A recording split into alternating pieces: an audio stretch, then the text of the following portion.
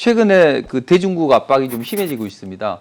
자, 화웨이에 대해서 제재를 1년간 유예를 했죠. 앞으로 화웨이 제품 들어간 것 쓰지 마라. 뭐 이렇게 진행을 하고 있고 또 트럼프 대통령이 자, 중국과의 관계를 모두 끊을 수 있다. 이렇게 지금 엄포를 놓고 있습니다.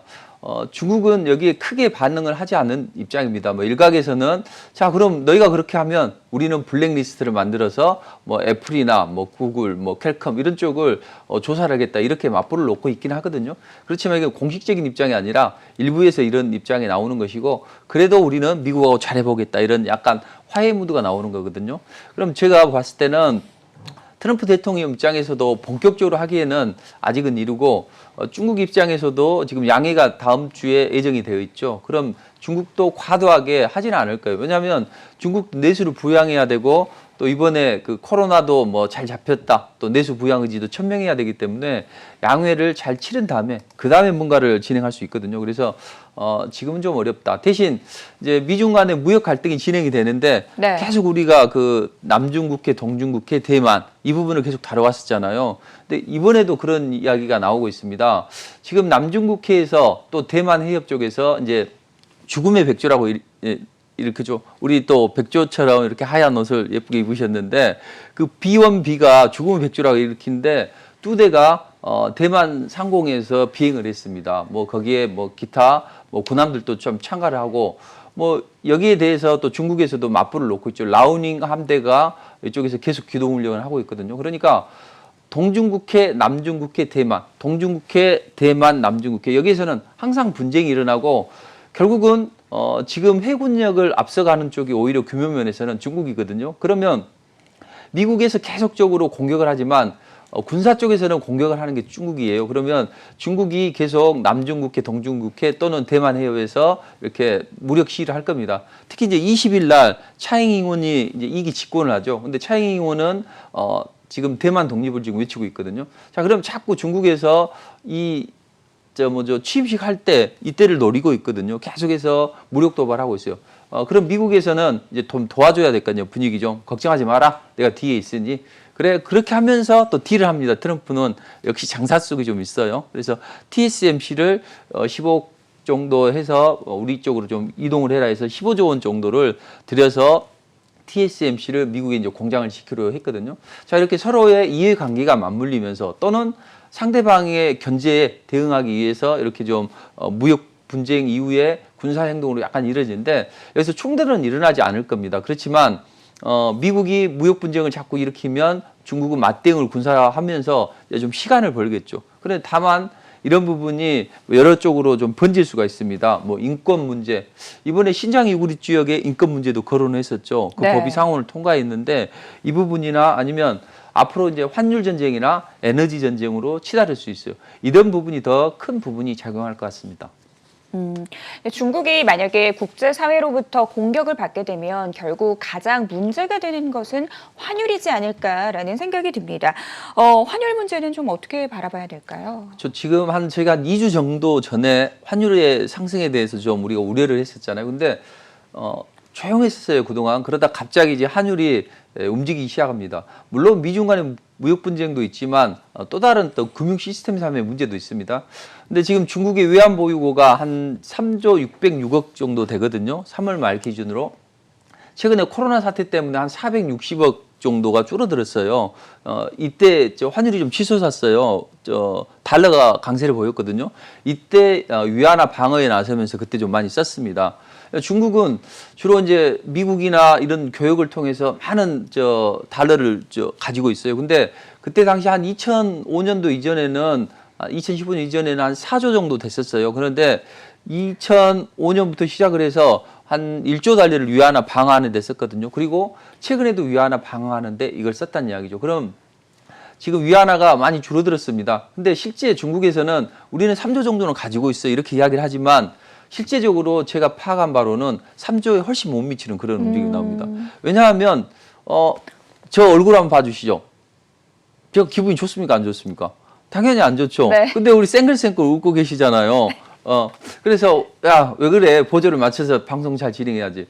자, 이것처럼 중국이 자기들은 달러가 많이 가지고 있다고 하지만 이번에 그 홍콩 인권법이나 아니면 자기들이 달러 표시 자산이 2017년부터 마이너스예요. 이만큼 안 좋다는 이야기죠. 자기들은 아무리 자기 숨기려고 하지만 달러가 부족한 사태가 나기 때문에 홍콩 인법법이나 어떻게든 달러를 살려고 하고, 또 솔레이마니가 살아있을 때는 오히려 달러를 결제를 안 하고 위안화로 결제를 해서 무기를 공급해주고 이런 식으로 전개가 됐었죠. 그러니까 당장 달러가 좀 부족한 상황입니다. 자, 그러면 지금 당장 TSMC를 미국으로 옮겨라고 하죠. 이제부터는 제조업을 예전에 미국에서 다른 나라로 다 옮겨갔는데 이 제조업을 다 미국으로 끌어들이겠다. 왜냐하면 중국의 그 글로벌 공급 체인을 중국이 의존하는 것을 많이 배제를 하고 미국으로 옮기겠다는 이야기죠. 그럼 지금 중국에 들어가 있는 유럽이나 일본이나 미국의 기업들이 많이 빠져나올 수 있다는 이야기예요. 봤더니 중국 내수도 안 좋아, 수출도 안 돼. 그럼 굳이 있을 필요가 없죠. 그래서 빠져나와서 자국으로 가든가 이렇게 되면 이제 자금을 빠져나올 때는 팔고 달러를 바꿔서 오죠. 그럼 달러가 강세를 보일 수밖에 없습니다. 특히 그 부분하고 그 신흥국들이 있죠.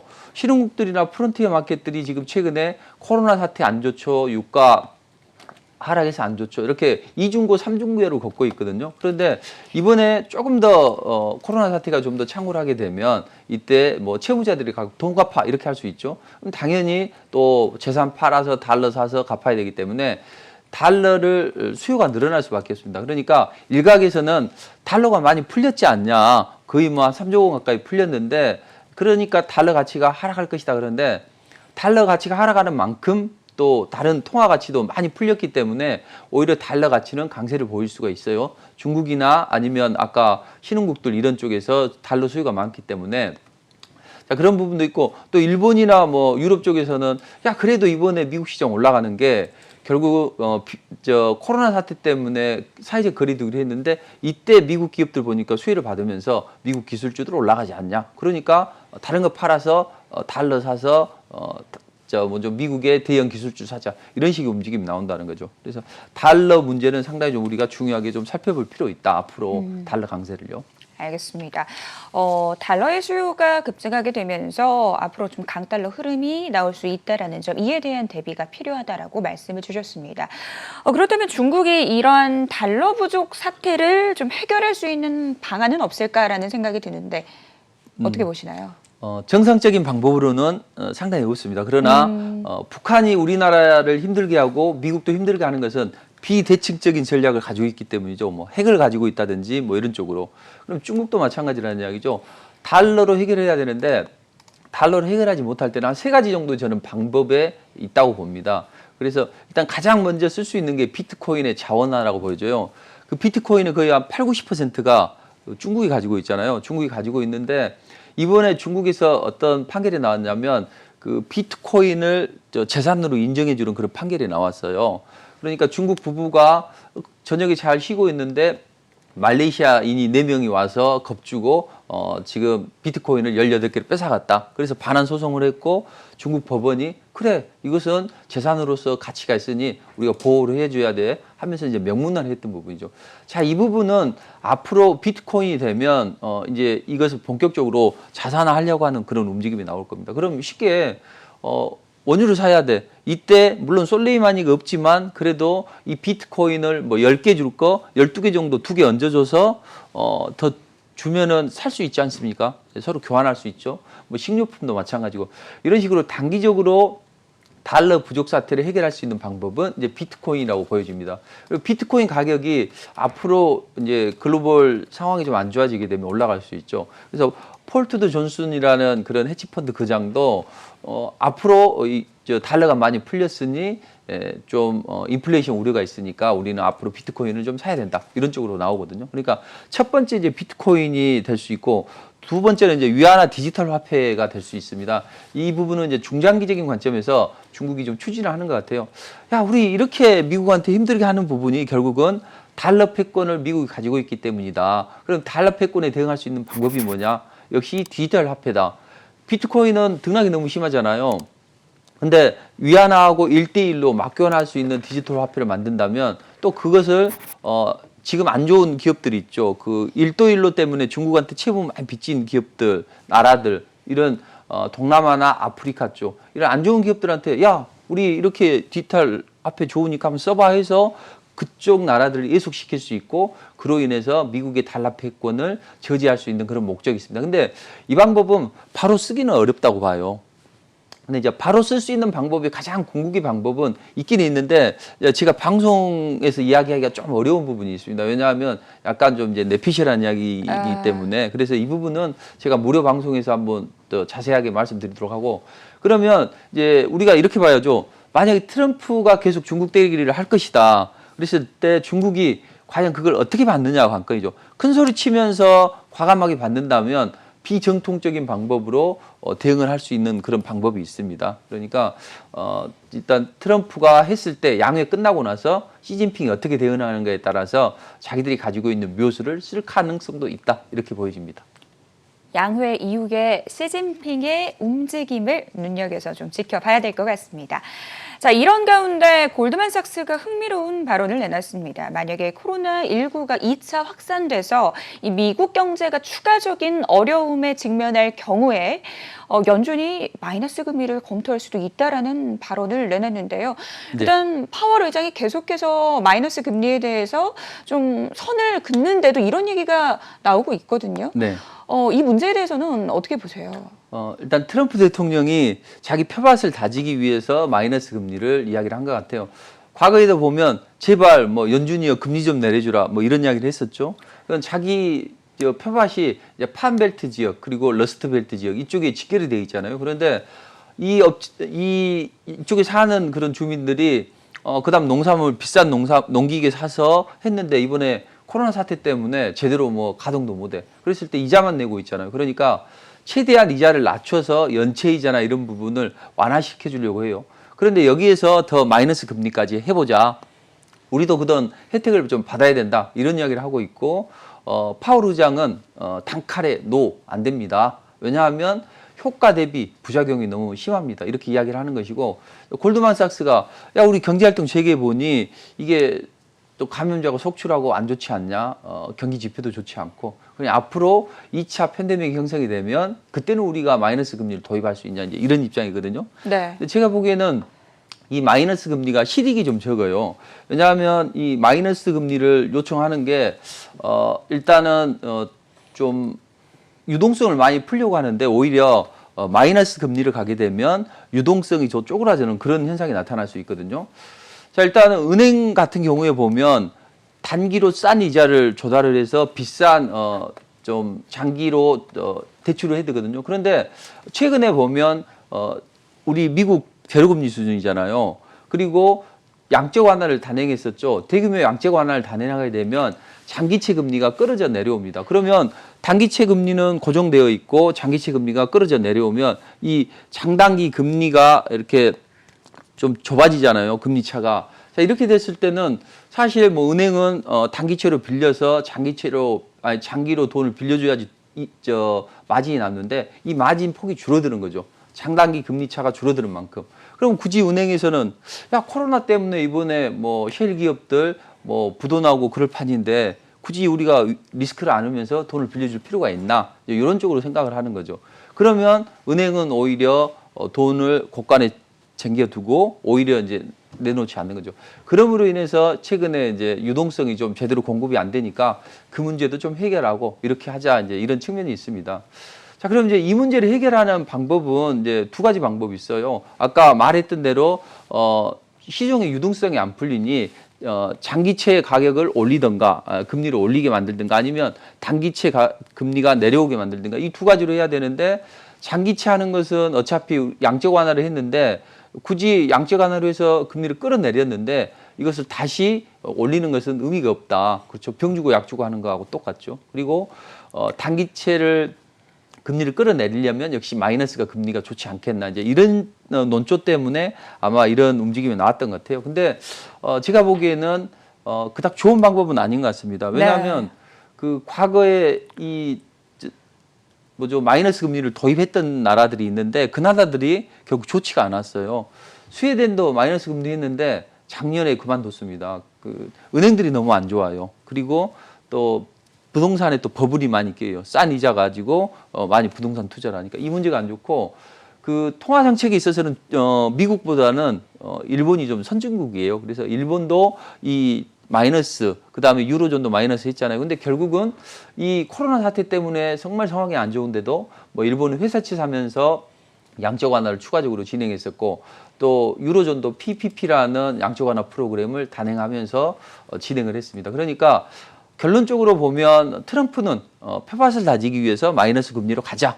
또 일각에서 하버드대 교수들도 동조하는 움직임이 나왔지만 결국은 실익이 적고 위험성이 너무 많다. 그러니 차라리 오히려 시중에 돈을 많이 풀려면 페드가 무제한 양적 완화를 계속하는 거죠. 국채 사면은 또 시중에 돈이 많이 풀릴 거 아니에요. 그런 방법으로 진행을 하는 게 낫다. 뭐 이렇게 보여집니다.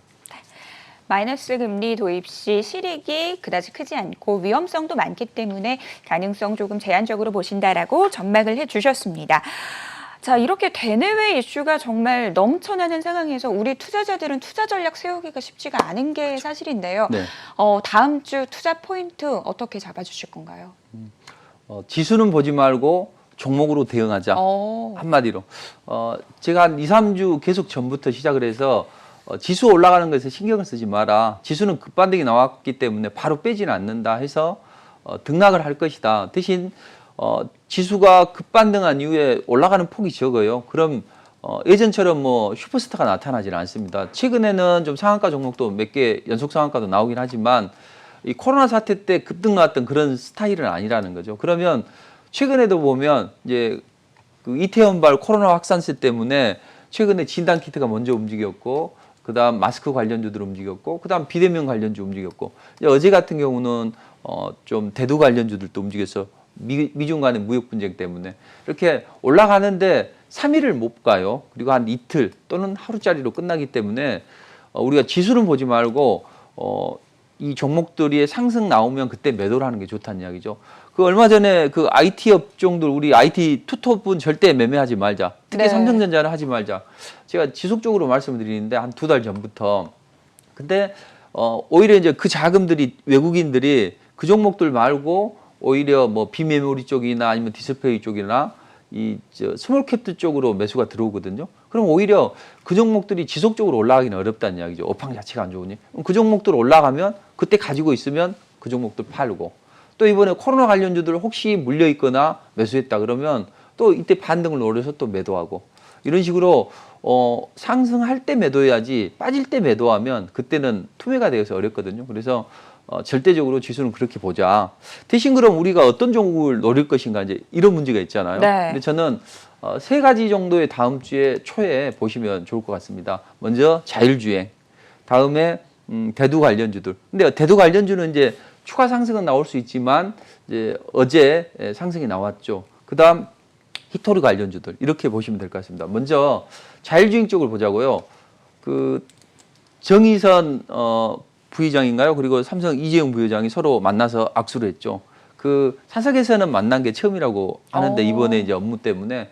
근데 글로벌 IT 기업 그리고 글로벌 자동차 기업이 만나서 하는 일이 뭘까요? 바로 미래차 쪽입니다. 정부에서 우리 문재인 대통령이 멍석 깔아줬어요. 미래차 쪽에 한번 드라이브를 장점 있지 않냐? 해서 삼성이 그 하만 인수했었잖아요. 그 오디오 전장 부품 하만하고 이 부분을 현대차에 접목을 시켜라 해서 전장 부품 쪽으로 하는 것이고, 또 하나는 이 전장 부품 쪽하고 이제 자율주행 쪽을 합니다. 근데 자율주행 차가 이번에 그 나온 것들이 상당히 현대차들이 괜찮아요. 그런데 완전 자율주행이 이제 3단계부터 진행이 되잖아요. 그러면 이 반자율주행, 그러니까 첨단 운전자 보조 시스템 있죠. 뭐 가다가 고속도로 가서 약간 차선 변경하거나 이때 경고음 울려주고, 또 막 자다가 한 번씩 꾹뻑하면 또 그때 경고등 울려주고, 이런 첨단 운전자 보조 시스템 뭐 이런 부분을 집중적으로 할 거라는 이야기죠. 그러면 이 자율주행 관련주들이 앞으로 7월 달부터 이제 법이 바뀌어서 본격적으로 이쪽에 뭐 연구도 하고 테스트도 할 수 있거든요. 다음 주에는 이 순환매가 이쪽으로 좋을 것 같습니다. 그래서 자율주행 관련주들. 어차피 그리고 전 세계 기업들이 성장률이 지금 엄청 안 좋잖아요. 그러니까 성장률을 끌어올리기 위해서는 자율주행 쪽으로 가야 된다. 4차 산업혁명. 그 핵심이 AI, 뭐 자율주행 이쪽이니까 자율주행 쪽을 잘 보시면 좋을 것 같습니다.